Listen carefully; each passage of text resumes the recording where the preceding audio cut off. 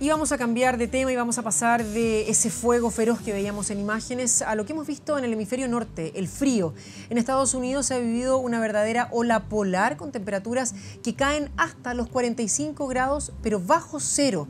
En cambio, en plena temporada de verano del norte de nuestro país, entonces se presentaron lluvias estivales, lo que ha provocado el desborde, como lo veíamos también, de ríos y daños en viviendas. Bueno, ¿es esto producto del cambio climático? ¿Hay otros fenómenos asociados?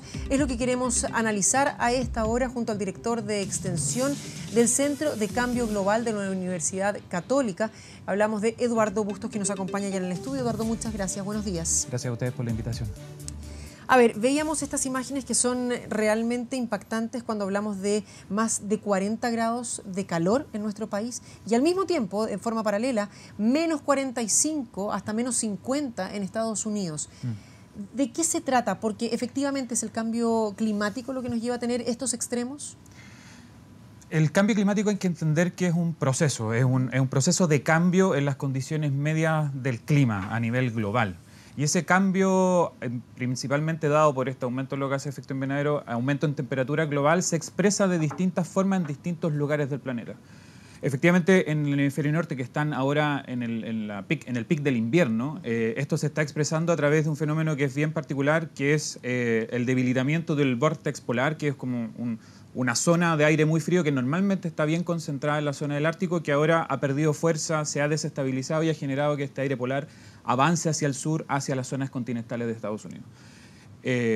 Las causas específicas habría que analizarlas. Es difícil hacer una atribución directa a si esto es cambio climático, pero uno podría pensar que son estos síntomas que en la zona norte del planeta se expresan como aires polares, en el hemisferio sur de nuestro planeta estamos viendo las olas de calor en la zona central de Chile, estamos viendo lo que pasó en Australia hace un par de días atrás con también olas de calor y que ahora se suman inundaciones que están generando bastantes problemas, las mismas inundaciones que estamos viendo en el norte de nuestro país.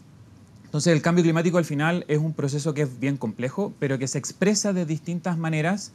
Y en términos generales uno puede decir que es un desorden, una anomalía de un sistema climático que hasta ahora consideramos bastante estable. Y predecible de alguna forma en el corto plazo. Exacto. Ahora, cuando hablamos de este cambio climático hay distintas teorías. Y el experto es usted, pero a lo que voy es, hay quienes dicen, no, esto es un ciclo dentro de la Tierra donde hay un mayor calentamiento durante ciertas épocas.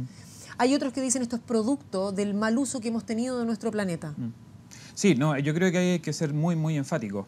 Efectivamente, el planeta tiene ciclos, pero esos ciclos no explican lo que estamos viendo ahora. La velocidad del aumento de la temperatura global del planeta no se explica por los ciclos naturales, ni por la actividad solar, ni por el cambio estacional típico de las concentraciones de gases de efecto invernadero, ni por la actividad volcánica, ni por algún otro fenómeno natural. Hay un consenso científico que es muy, muy ampliado y ahí yo creo que no hay que perderse en el mensaje de que este fenómeno es por causa del ser humano, principalmente por la quema de combustibles fósiles, gas, carbón, petróleo. Esa es la principal, esa es la causa de este cambio. Ahora, cuando hablamos de este calentamiento o este ciclo más cálido exacerbado por el efecto humano, pero vemos como el resultado, en este caso en el norte, en el hemisferio norte, es totalmente contrario. Es de un extremo frío que tampoco se tenía mayor registro respecto de este nivel de temperaturas bajo cero. Sí. Lo que pasa es que piensa tú que cuando se habla de calentamiento global estamos hablando de un calentamiento promedio de todo el planeta. El cambiar esas condiciones promedio hacia temperaturas globales más calientes, lo que hace es que altera el funcionamiento natural. Naturalmente, en el hemisferio norte en esta época hay frío, es el invierno, ¿cierto? Y lo que viene a hacer este aumento en la temperatura global, y que de hecho yo no soy experto en climatología del Ártico, pero sí, lo que se postula es que al aumentar la temperatura, aumenta el derretimiento del Ártico y esa agua fría adicional en ese sistema cambia los patrones de circulación en la zona del Ártico y altera un cambio en las condiciones del océano en esa zona, altera el comportamiento de la atmósfera en ese océano. Y eso es lo que hace que, como te decía, esta temperatura extrema fría, que normalmente está bien contenida en la zona del Ártico, avance hacia el sur y llegue a zonas donde antes no había llegado. Entonces, este calentamiento planetario, en términos promedio, como te decía al inicio, se expresa de distintas maneras. Entonces hay que entender estos fenómenos extremos como te decía, tanto en el hemisferio norte, que se expresan en esta época como el sur, como frío, y en el hemisferio sur, que se expresan como temperaturas máximas o lluvias torrenciales, por ejemplo, son parte de un fenómeno complejo que tiene esa señal.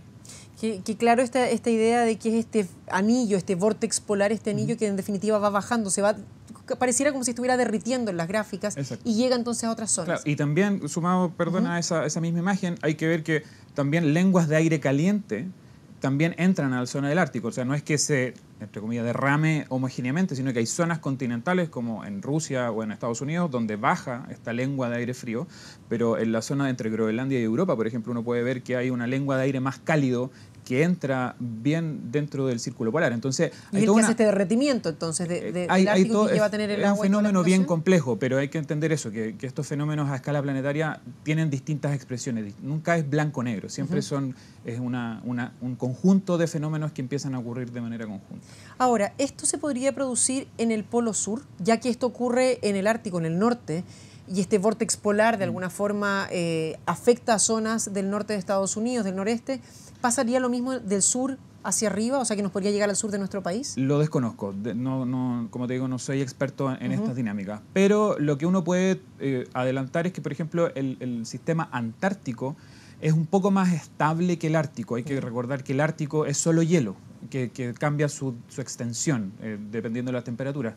En cambio, la Antártica, al tener un continente de roca debajo del hielo, su comportamiento es bastante más estable. No tiene estas fluctuaciones tan dramáticas como los tiene el Ártico y responde eventualmente menos agresivamente a los cambios en la temperatura, aun cuando se ha visto pérdida de masa antártica de manera importante, pero las fluctuaciones son menores a lo que uno podría ver en el Ártico. Por lo tanto, los cambios, al menos desde mi perspectiva, probablemente no son tan dramáticos como lo que sí estamos viendo en el hemisferio norte. Ahora, ¿cómo se explica esta oscilación térmica que después de estas semanas de esta onda polar en Estados Unidos se ve que hay un aumento en la temperatura, a pesar de que todavía no necesariamente se llega a grados sobre cero, pero sí se llega aproximadamente aproximadamente son 30 grados, creo que lo que va a subir la temperatura, o sea, se va a llegar a 10 menos bajo el cero, pero que lleva al derretimiento entonces de estas nieves que cayeron y con lo cual hay peligro de inundación. Es parte de la variabilidad natural. Pero en tan poco tiempo, porque en 7 días tienen diferencia de menos 40 o menos 50 a 10 grados, por ejemplo. Sí, es que hay que pensarlo también como el sistema climático en el ámbito de la meteorología, que son los cambios de día a día. Es bastante caótico y hay que pensar de pronto días que nosotros acá podemos vivir un día de 30 grados y al día siguiente amanece nublado y baja de manera importante la temperatura. Hay una serie hay un concepto que es la variabilidad natural que ocurre en escalas cortas de tiempo que explican estos cambios bruscos. Eso puede ser, es parte de la naturaleza en ese sentido. Ya, y cuando vemos las temperaturas que estamos viviendo en nuestro país, donde esta ola de calor no nos quiere dejar, continuamos sobre todo con los avisos que hay de meteorología en Magallanes y de hecho en el sur de nuestro país, donde podríamos llevar a tener estos derretimientos también, me imagino, de hielos. ¿Tiene alguna relación estos extremos, estas polarizaciones que existen respecto de las temperaturas y de las condiciones meteorológicas? O sea, es parte de una tendencia de largo plazo que hemos estado observando en los últimos años. O sea, si uno mira los registros y sobre todo en los últimos 10 años, venimos en una seguidilla que cada año se siguen quebrando récords. El 2018 creo que está dentro de los quinto o sexto años más cálidos de la historia desde que se tiene registro, eso desde fines del 1800. Entonces, cada año estamos viendo este sistema climático que es cada vez más caótico y que este calentamiento global se expresa de distintas maneras. Es como, piénsate una olla de agua que empieza a calentarse. Al principio, cuando empieza el hervor, las burbujitas son bien ordenadas y como que uno es bien un comportamiento bien estable, pero a la medida que empieza a haber más temperatura, esto se empieza a desordenar y la fuerza en la cual aparecen las burbujas de la ebullición, por ejemplo, es más fuerte. El sistema climático empieza a responder de una manera parecida. La intensidad en la que se empiezan a expresar fenómenos que son meteorológicos, que son puntuales, pero que responden a una dinámica climática más compleja, empieza a ser más intenso. Entonces empezamos a ver olas de calor muy fuertes, precipitaciones que son anómalas o que hemos visto muy pocas veces, Y eso es parte de este fenómeno de calentamiento progresivo que hemos estado viendo y que se proyecta hacia el futuro de manera bastante robusta. Ahora, cuando vemos, y siguiendo la analogía que estábamos haciendo, ¿qué vamos a ver más? ¿Mayor intensidad de estas burbujas que suben o mayor frecuencia? Es decir, ¿vamos a tener más días de temperaturas altas o los récords vamos a seguir subiéndolos de manera mucho más rápida? Yo creo que podemos, en términos de temperatura, que es donde es más claro el fenómeno, tenemos que esperar ambas. Porque en el momento en que empieza a cambiar la temperatura media del planeta, al final lo que empieza a hacer es aumenta la frecuencia de lo que hoy consideramos un día muy caluroso y empiezan a aparecer también nuevos días que son muy calurosos. Por ejemplo, si hasta hace 20 años atrás un día con 33 grados era un día muy caluroso, hoy lo consideramos casi que normal. Sí. Y días con 35, que antes eran muy raros, ahora son raros, pero son bastante más frecuentes de lo que eran hace 20, 30 años atrás. Entonces, eso es lo que empieza a pasar. Cuando tú cambias, mueves el promedio de temperatura del planeta completo, y lo que está pasando en Chile Central es una muestra de ello, aumentan los días que para nosotros eran muy calurosos y empiezan a aparecer días con temperaturas que son novedosamente muy calurosas. Estos días con 38, 40 grados que se han sentido en la zona central son muy extraños, pero lo que uno espera y lo que hemos visto, ¿cierto?, es que la frecuencia aumenta de estos días muy calurosos, pero empiezan a ocurrir días que empiezan a romper estas escalas. Y eso es lo que nosotros estamos muy preocupados y es lo que se viene monitorizando, lo que se viene midiendo en los últimos años y lo que lamentablemente se pronostica que sigue ocurriendo hacia el futuro.